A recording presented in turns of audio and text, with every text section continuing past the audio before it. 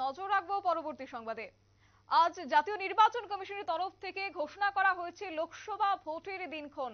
কার্যত লোকসভা ভোট আজ বলা যায় যে ত্রিপুরায় 2 দফায় হতে চলেছে লোকসভা ভোট গ্রহণ, এবং এই ক্ষেত্রে আরো একটি খবর যে রাজ্যে অনুষ্ঠিত হবে উপনির্বাচনও। লোকসভার সঙ্গে রাজ্যে অনুষ্ঠিত হচ্ছে উপনির্বাচন, যেখানে 19শে এপ্রিল হবে রামনগর বিধানসভায় উপনির্বাচন। তবে এই উপনির্বাচনের প্রার্থী কারা হচ্ছেন, রামনগরের প্রার্থী কারা হচ্ছেন, তা নিয়ে কিন্তু এক প্রকার রাজনৈতিক মহলে জোর জল্পনা কল্পনা সৃষ্টি হয়েছে। তবে এই বিষয় সম্পর্কে জানার চেষ্টা করব, আমাদের সাথে রয়েছে প্রতিনিধি অঙ্কিতা বর্ধন। কি বলছে শুনবো।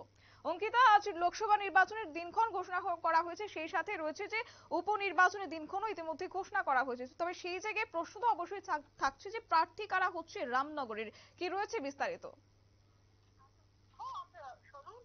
আজকেই কিন্তু লোকসভা নির্বাচনের দিনক্ষণ ঘোষণা করা হয়েছে। তৎসঙ্গে বিভিন্ন রাজ্যের যে উপনির্বাচনগুলি রয়েছে সেই উপনির্বাচনেরও কিন্তু দিনক্ষণ ঘোষণা করা হয়েছে।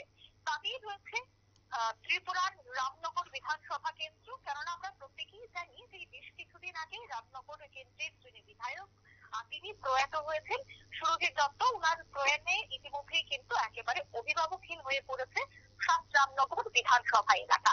তাই এর আগে আশঙ্কা করা হচ্ছিল যে এবার উপনির্বাচন এবং লোকসভা নির্বাচন একসাথে হতে পারে, এমন একটা কল্পনা কিন্তু শতাব্দী ছিল। কিন্তু আজ যখন নির্বাচন কমিশন সাংবাদিক সম্মেলন করেন, তারপরে কিন্তু গোটা বিষয়টি স্পষ্ট হয়ে যায়। ইতিমধ্যেই জানা যাচ্ছে যে ত্রিপুরাতে 2 দফার নির্বাচন হবে এবং 2 দফার মধ্যে প্রথম দফায় নির্বাচন হচ্ছে পশ্চিম জেলায়, তৎসঙ্গে উপনির্বাচন হচ্ছে রামনগর বিধানসভা কেন্দ্রে। 26শে এপ্রিল হচ্ছে পূর্ব আসনে নির্বাচন।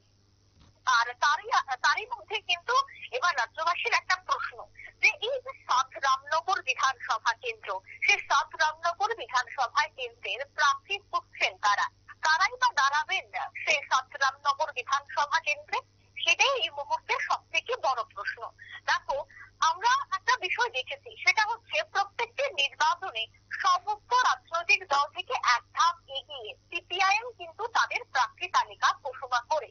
কিন্তু এখনো পর্যন্ত এবছর দেখা গেছে যে নির্বাচনের দিনক্ষণ ঘোষণা হলেও সমস্ত রাজনৈতিক দল তাদের প্রার্থী ঘোষণা করলেও সিপিআইএম কিন্তু এখনো পর্যন্ত তাদের প্রার্থী তালিকা ঘোষণা করেনি। এর মধ্যে রয়েছে 7 রামনগরের বিধানসভা নির্বাচন।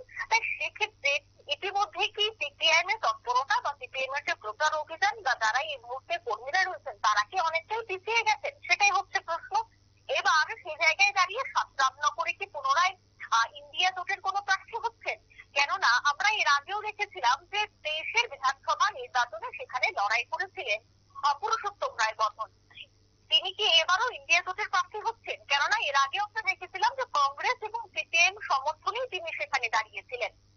তাই এবার নানা প্রশ্ন।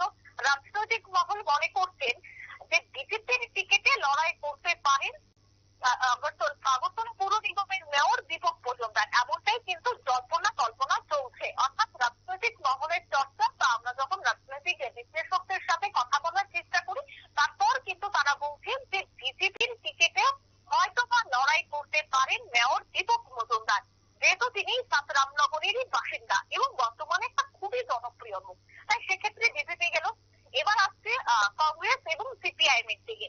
এবার কংগ্রেস এবং সিপিআইএম এ একটা জোট হতে পারে সেই জায়গায়। কেননা আজ সকালেও যখন আমরা কংগ্রেসের মুখপাত্র প্রবীর চক্রবর্তীর সাথে কথা বললাম, তখনও তিনি বলছেন যে 7 রামনগরে ইন্ডিয়া জোটেরই প্রার্থী হবে।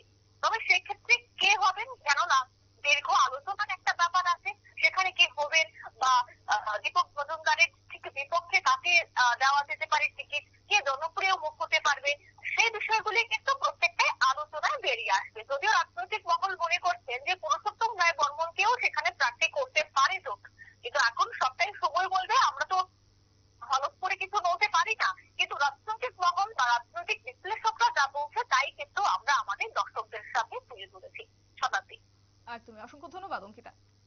কথা হচ্ছিল আমাদের প্রতিনিধি অঙ্কিতা বর্ধন আমাদের সাথে ছিল। যেহেতু লোকসভা নির্বাচনের দিনক্ষণ ঘোষণা করা হয়েছে এবং এরই মাঝে রয়েছে আমাদের রাজ্যে উপনির্বাচন, এবং এই উপনির্বাচনে প্রার্থী শাসক দলের পক্ষ থেকে হতে পারে মেয়র দীপক মজুমদার, কিন্তু এখনো পর্যন্ত বিরোধী দলের পক্ষ থেকে কিন্তু ঘোষণা করা হয়নি। তবে আলোচনার মাধ্যমেই তা উঠে আসবে বলে খবর রয়েছে। নিয়ে নিচ্ছে ছোট একটি বিজ্ঞাপন বিরতির সঙ্গে থাকুন।